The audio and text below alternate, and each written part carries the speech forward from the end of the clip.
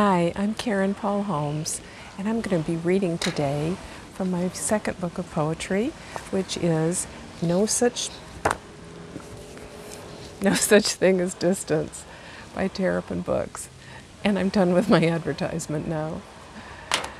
Thanks for being here. I know you've probably been looking at screens a lot lately, because I have too, but I'm really happy to be reading my poems for you. And I'm going to read a poem that refers to a recipe. This book has poems threaded through it about family and about cooking together, and there are some family recipes from my Macedonian heritage at the back of the book. So this one is called Macedonian Bean Soup. His mail gets forwarded now, but sometimes a letter slips through. My ex enters my mail slot, his address mine once again. An envelope might even slap Mr. and Mrs. This sadness, some say it will linger. My cheerful self will have a chink. Does it add character? I pass the heavenly ham shop, think of the bean soup my dad taught him to make, and see them in our kitchen, chopping yellow onions just so, the secret pinch of mint, peppers a little too hot for me, but not for them. How of all the sons-in-law, he was the one who asked to learn. How I will never have his soup again. Perhaps someday I'll make it myself. Call the leaving a blessing, move to the shore of a silver blue lake, mountains echoing fireworks on the 4th of July, chinks of brilliance in black sky. And I have moved there, and there are boats, and I have a wonderful new fiance with me.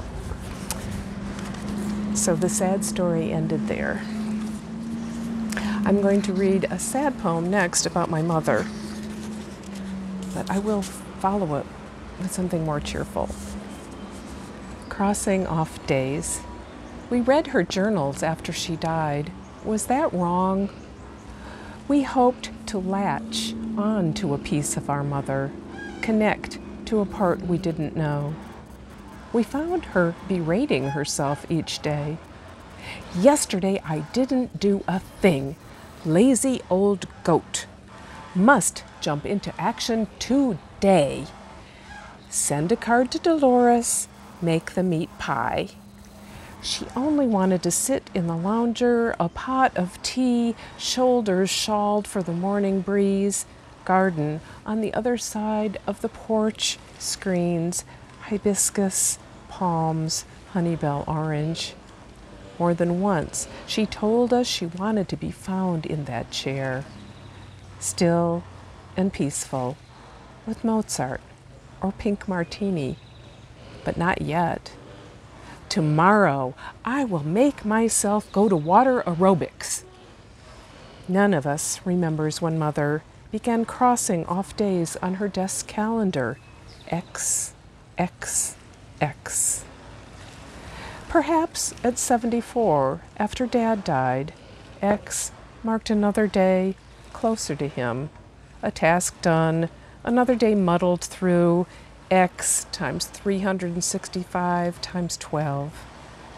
When cancer returned, hospice set up a bed in her den with garden windows. Except she didn't recognize the room, accused us of conspiracy, thought we had sent her to a nursing home. A grandson carried her to the porch one morning, wanting to believe she'd grasp chair, hibiscus, breeze. The photo we can't look at now amplifies what we couldn't see then. Her mummy-like body, bone showing through hands like the underside of a leaf.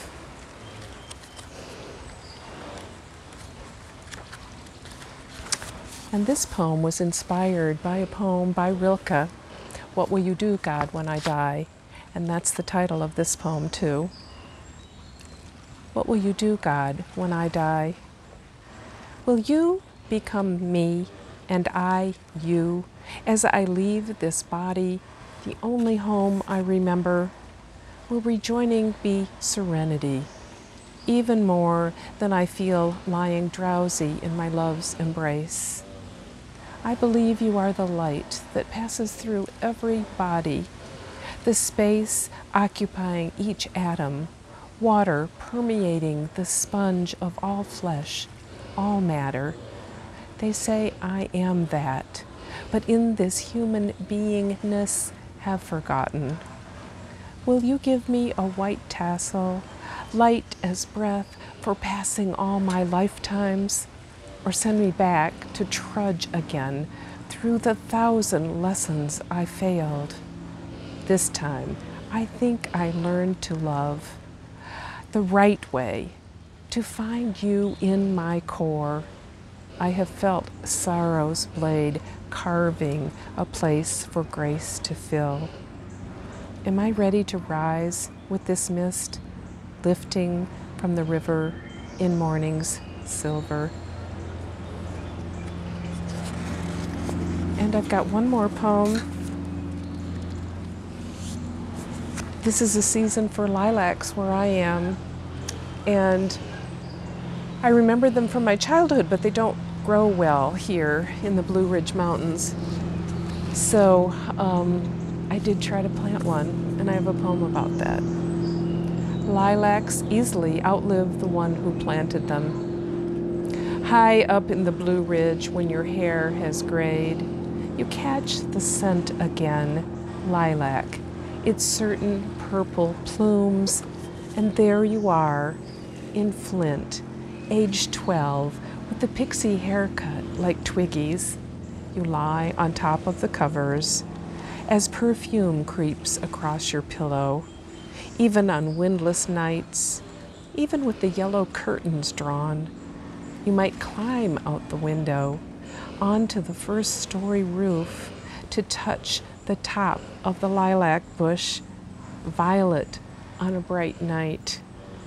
Plant a lilac in the Georgia mountains on the lake side of your cottage where it might be cool enough to thrive. Plant it in your father's name next to the goldfinch feeder. Leave unpruned for profuse flowering. Bring long branches, blossom-laden, into your kitchen. Place them in your mother's tallest milk glass vase. Thank you again so much. And if you're interested, you can buy my book from me, KarenPaulHolmes.com, or you can order it from Terrapin Books from their website, from Amazon or Barnes & Noble. It's also carried at City Lights Bookstore in Sylva, North Carolina, if you're out that way. Thank you so much. I really enjoyed being here.